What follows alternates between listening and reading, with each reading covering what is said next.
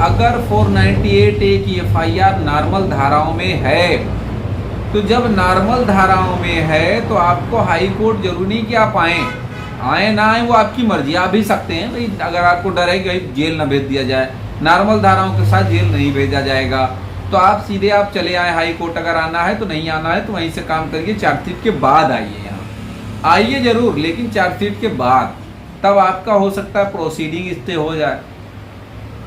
अब जो तीसरा सवाल है, दमदार सवाल कि जो पारिवारिक सदस्यों का नाम ऐड कर दिया जाता है, उससे कैसे फायदा मिले। तो देखिए, जैसे ही आपको पता चले कि आपके खिलाफ एफआईआर हो गई है, तो एफआईआर में दी गई घटना के बारे में आप देखें, किस दिन की, किस समय की घटना है, कौन सी डेट की, उस समय पारिवारिक सदस्यगण कहाँ थे, कौन किस काम में था, कौन किस नौकरी में था, वो सब एविडेंस लगाते हुए एक वरिष्ठ अधिकारियों को प्रार्थना पत्र दीजिए संलग्नकों के साथ, एनेक्सचर के तौर पे लगाते हुए सारे डॉक्यूमेंट आप एक प्रार्थना पत्र दो कि इनका नाम निकाल दिया जाए। गारंटी है वो निकल जाएगा। किसी भी दरोगा को पैसे देने की जरूरत नहीं है, किसी भी वकील को नाम कटवाने के नाम पे आपको 20,000, 10,000, 5,000 देने की कोई जरूरत नहीं। भैया, नाम कटवाने के लिए आजकल सिस्टम चल गया, एक आदमी का 10,000, 5 आदमी है तो भैया 50,000। ये बंदर बांट का कहानी नहीं चलेगी भैया। फ्रेश वकालत भी होगी, और जो इन्वेस्टिगेशन ऑफिसर है उसको भी आप हिदायत दीजिए कि 1 रुपये नहीं दूंगा, प्रमाण दूंगा, एप्लीकेशन दूंगा, कार्रवाई करना है तो आप करिए, नहीं मत करो, कोई जोर जबरदस्ती नहीं, हम कोर्ट में देख लेंगे। किसी को भी 20,000, 50,000 देने के, हम जैसे वकील हों या हमारे और कोई मित्र भाई हों, किसी को मत दीजिए। नाम कटवाने के नाम पे 1 रुपया मत दीजिए आप। मैं जो बता रहा हूँ, एक आवेदन दीजिए कि भैया मैं जब यहाँ था ही नहीं घटना वाले दिन, तो मेरा नाम इसमें आ कैसे गया एफआईआर में। ठीक है, अगर आ भी गया है तो भैया आप, ये मैं एविडेंस दे रहा हूँ, इसको हटाओ, नाम काटो।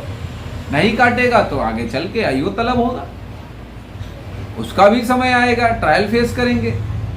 तो कुछ ऐसे जजमेंट भी आपको मैं बताता हूँ जिसमें कि माननीय हाई कोर्ट, माननीय सुप्रीम कोर्ट ने जो फर्जी पारिवारिक सदस्यों का नाम, रिश्तेदारों का नाम ऐड किया जाता है, उसको क्वेश कर दिया है, उसको रद्द कर दिया है एफआईआर को, उसके बारे में भी आपको जानना चाहिए। तो एक आपको बताएं, दमदार जजमेंट है ये, 8 फरवरी 2022 का माननीय सुप्रीम कोर्ट ऑफ इंडिया ने ये जजमेंट दिया है। ये कहकशा कौसर उर्फ Sonam and other versus state of Bihar का ये मामला है। क्रिमिनल अपील 195 सन 22। अब इस केस में माननीय सर्वोच्च न्यायालय ने साफ शब्दों में टिप्पणी करी कि औजार के रूप में 498A का इस्तेमाल किया जा रहा है। इसमें 498A के केस में जो फर्जी नाम ऐड किए जाते हैं, ये पर्सनल स्कोर के लिए, अपने अहंकार को दिखाने के लिए, उसके शांत करने के लिए, भैया कि हम तुमको तोप चलवा देंगे, बुलडोजर चलवा देंगे, तुम पे हम ये कर देंगे, वो कर देंगे, ये क्या है, कोई शामिल था या नहीं। तो ये 8 फरवरी 2022 को पारिवारिक सदस्यों के खिलाफ जो एफआईआर हुई थी रिश्तेदारों के खिलाफ, उसको ये रद्द किया गया और सिर्फ पति के खिलाफ ही मामला चलाने के लिए ऑर्डर किया गया। और इसमें बताया गया माननीय सर्वोच्च न्यायालय द्वारा कि सामान्य आरोप के आधार पर रिश्तेदारों के ऊपर केस करना ये गलत है। तो इस तरह से आप, जरूरी नहीं कि आप सुप्रीम कोर्ट तक जाएं, सही चीज़ों का पालन करते हुए अगर आप चलेंगे, सही प्रोसीडिंग का इस्तेमाल करते हुए अगर आप केस लड़ेंगे, तो हो सकता है आपका केस बहुत कम समय में ख़त्म भी हो जाए। इसी तरह और हम आपको जजमेंट बता दें, इसी केस में जो लगाए गए थे राजेश शर्मा व अन्य versus state of UP 2018 10 SCC 472 number page पे, ये भी है एक जजमेंट। एक जजमेंट आपको मैं और बता रहा हूँ, 498A के मामले में ये सब जजमेंट आपके आपके बहुत ही काम आने वाले हैं। देखिए केस तो आप लड़ ही रहे हैं, केस तरीके से लड़ेंगे तो हो सकता है आपको बेनिफिट ज़्यादा मिल जाए। चलिए, अरनेश कुमार स्टेट ऑफ बिहार वाला मामला ही आप जानते ही हैं।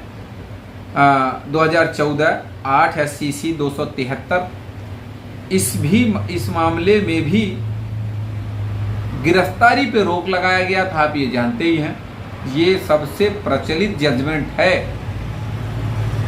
इस जजमेंट ने गिरफ्तारी पर रोक लगा दिया था कि 7 साल से कम अगर सजा है किसी भी मामले में, किसी भी धारा में, तो उसमें त्वरित कार्रवाई न की जाए, गिरफ्तारी न की जाए। अगर गिरफ्तारी होती है तो उसमें कारण मेंशन करना होगा कि आपने इन्हें क्यों गिरफ्तार किया। एक और चौथा जजमेंट आप देख लें। प्रीति गुप्ता वाहन वर्सेस झारखंड 2010 7 SCC 667 एक मामला है। एक केस और आपको बता दें, गीता मल्होत्रा वाहन स्टेट ऑफ यूपी 2022 10 SCC 741। एक केस और आप समझें, के सुब्बा राव बनाम तेलंगाना 2018 14 SCC 452। इन सब केसों के जान लेने मात्र से ही आपको फायदा मिलने वाला है। ये सब केसों का फायदा आप अपने केस में भी ले सकते हैं, उठा सकते हैं। इसी तरह से 498A से रिलेटेड बहुत सारे जजमेंट हैं। नेक्स्ट वीडियो में हम फिर आपको लेके आएंगे अच्छे जजमेंट्स के साथ और चीज़ें क्लियर करेंगे कि कब आपको क्या करना चाहिए। तो उम्मीद करता हूँ, आशा करता हूँ आज की यह जानकारी आपको बेहद पसंद आई होगी।